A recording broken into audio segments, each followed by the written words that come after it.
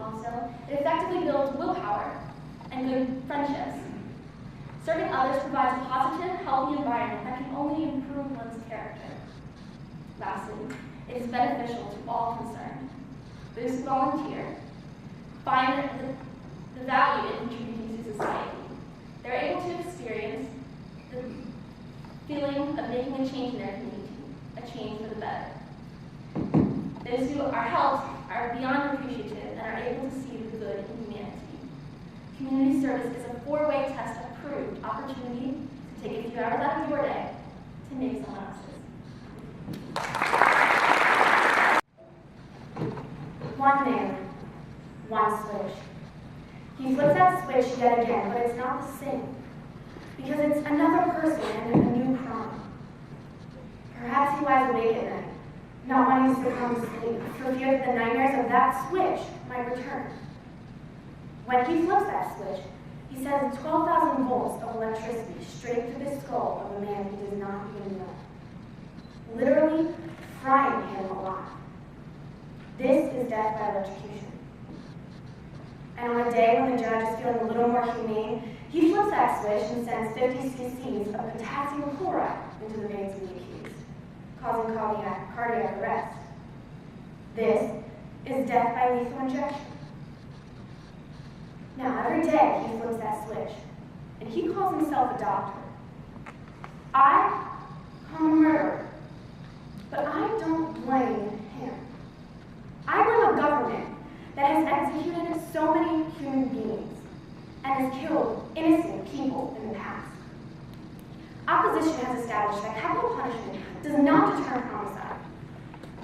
This idea stems from a study conducted in 2006.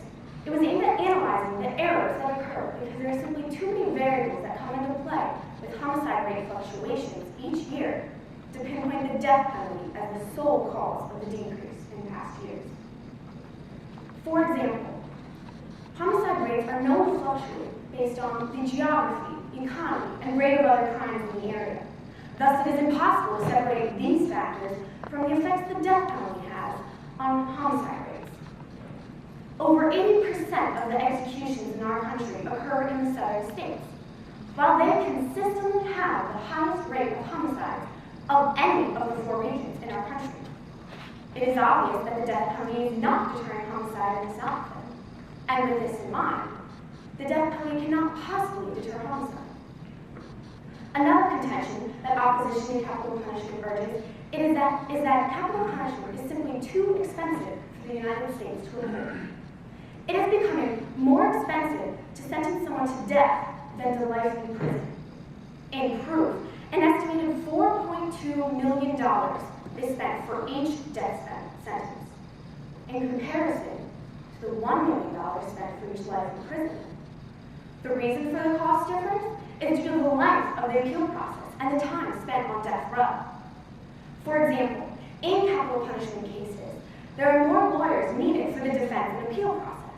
This means more money spent by the government to pay these lawyers. There are also stricter regulations as to the credentials these lawyers must have. This makes the process of finding these lawyers extensive and causes the accused to sit in jail even longer. There are also higher evidence processing costs due to DNA testing, which takes time and funds as well. In addition, there are higher housing and security costs because each convict on death row is sentenced to his or her own individual cell, and each cell has its own bodyguard to maximize security. Now, an example of the costliness of capital punishment lies in the case of Randy Steidel. He was sentenced to death row, for which the state spent over $3.5 million, only to have him exonerated and sent to life in prison after 5.5 years on death row.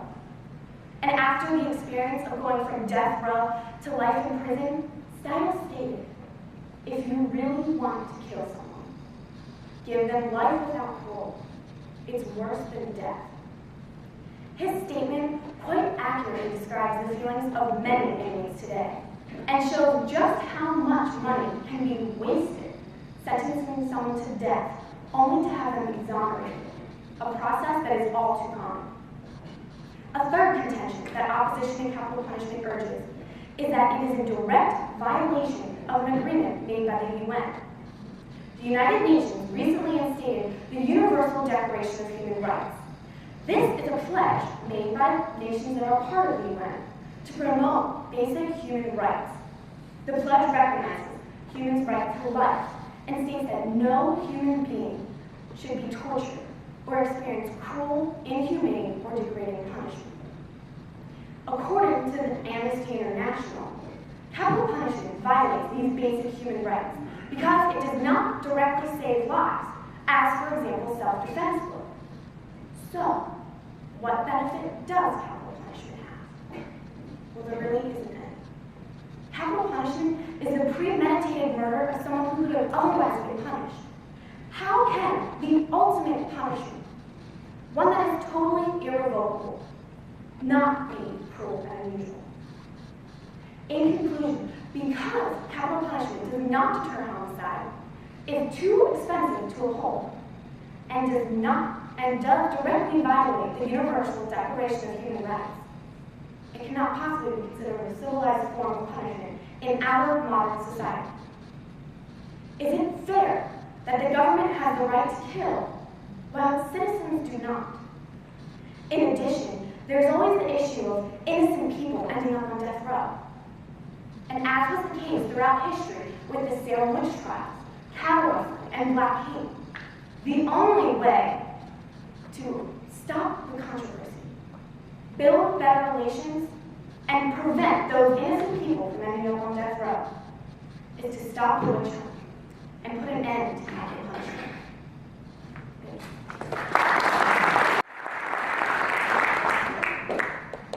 Good morning, ladies and gentlemen. The four-way test. We Rotarians know the four-way test.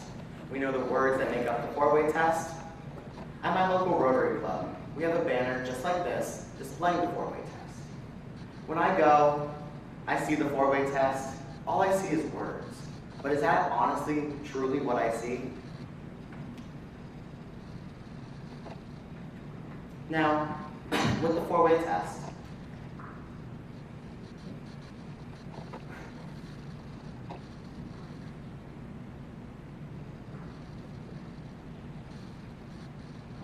sorry.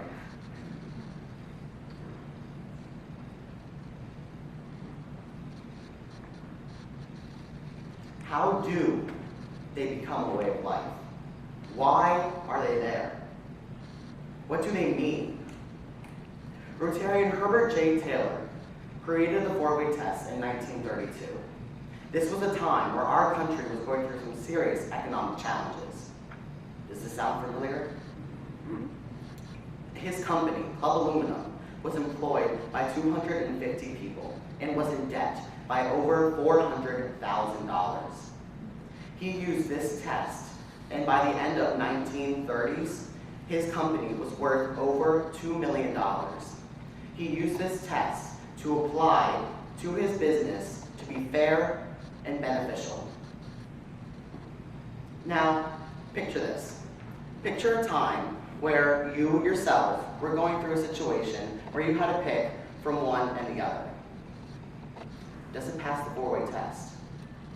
Is it the truth? Is it fair to all concerned? Will it build goodwill and better friendships? Will it be beneficial to all concerned?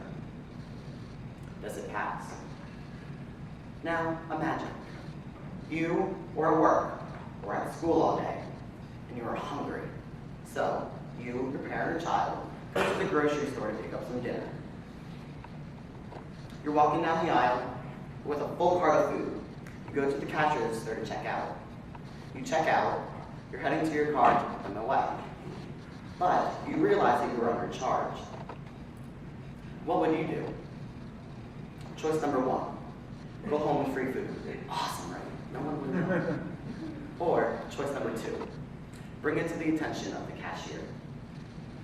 Now, I was recently in this position at my local supermarket, and I chose case number two. Without thinking, I applied the principles of the four-way test to my dilemma. What is the truth? Choice number one is not the truth. Although the only person it would hurt would be myself, because I would be the only one to know, it is still not the truth. Choice number 2 is the truth. Telling the truth is essential to build up a good reputation, especially within business. Which choice is fair to all concerned? Choice number 2 is fair to all concerned because you are helping a fellow citizen who is just trying to do their job. It is not the cashier's fault that she didn't charge us for the correct amount of items. What will build goodwill and better friendships? Goodwill and friendships cannot be built off of a lie. By you helping that fellow citizen, they are benefiting. So that brings us to the next question. Will it be beneficial to all concerned? It is beneficial to all concerned because you are helping a fellow citizen do their job and help the company out.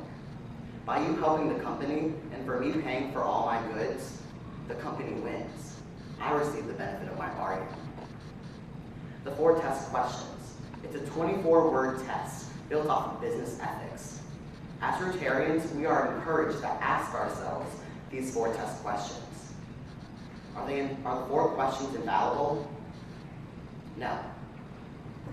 Do we answer the questions positively 100% of the time we ask them? No. Not for human. Do they enable us to focus our thoughts more clearly and point us in a positive outcome for all? Yes.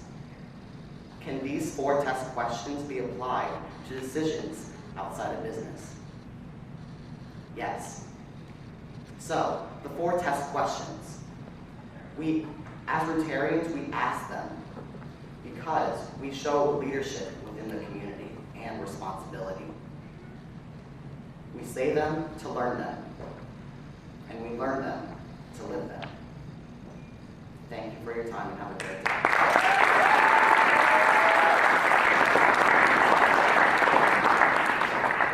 Just to be able to be on the stage for the next few minutes is a pleasure for me. Helen, would you come forward, please?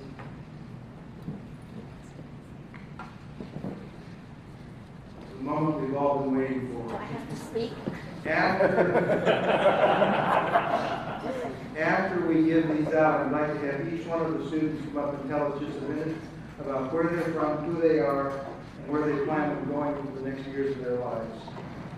We're going to start out with the 2 finalists. Helen, would you present that to Sonia Fry? Sonia? What was the name? Sonia Fry. Sonia Fry.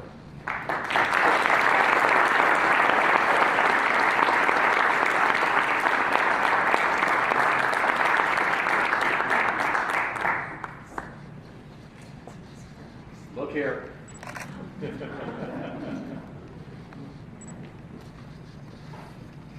Okay. Brandon Fuller.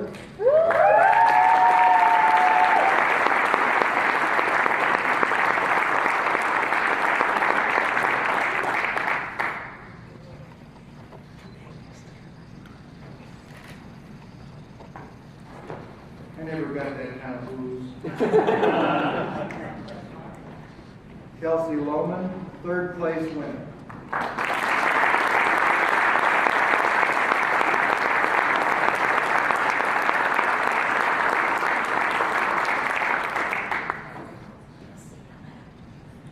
Look here. Look here.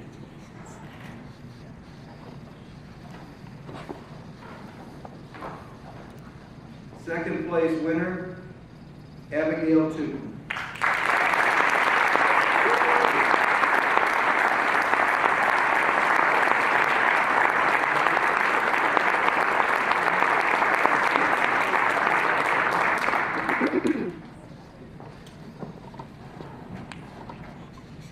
Look this way.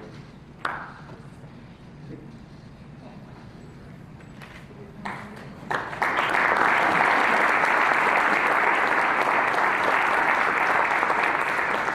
have a placard for George Farnsworth. Did you believe Carolyn win? Caroline win.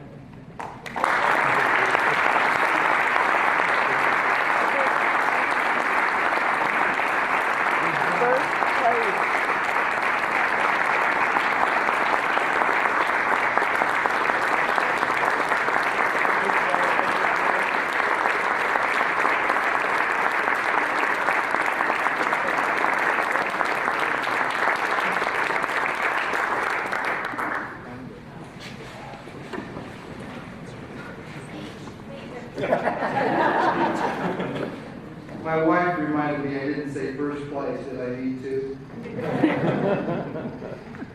That's a four-way testing. Their checks will be in the mail. But they will get their checks for the amounts that I told you about earlier. Thank you, Alan. It's my pleasure once again to have this test put to bed and look forward to the next test that we have coming next year. Thank you very much.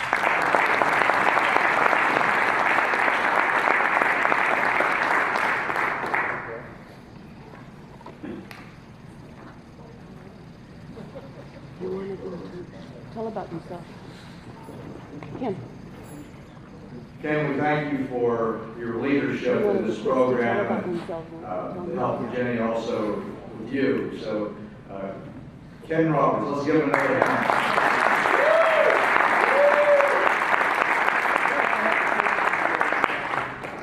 Oh, you do? Okay. All right, let's start again with the first place winner. Would you come forward and tell us where you're going in life? All the things you figured out that we haven't figured out.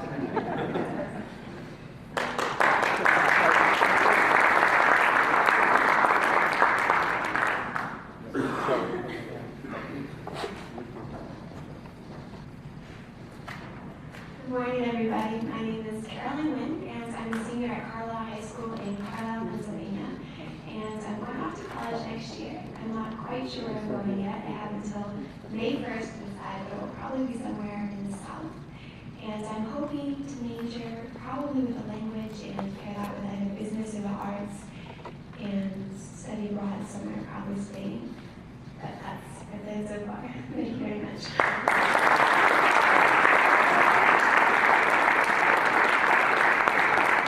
Second place winner.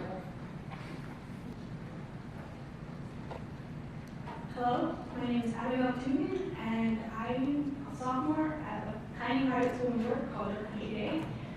And don't really have many plans for the future yet, but I do dream of being a labor and delivery nurse and going back to university.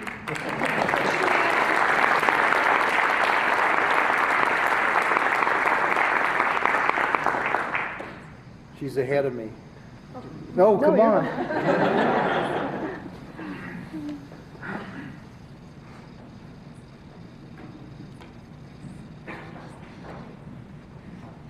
Hello, my name is Kelsey Loden. I'm a junior at Littlestown High School, and in the future I want to become a psychiatrist, but first I have to major in psychology, and I plan next year to apply to Princeton University. That's my dream school. I'm going to pray that I get in, and hopefully I get in, and then I'll go there, get a major in psychology, and hopefully attend med school and become a psychiatrist eventually.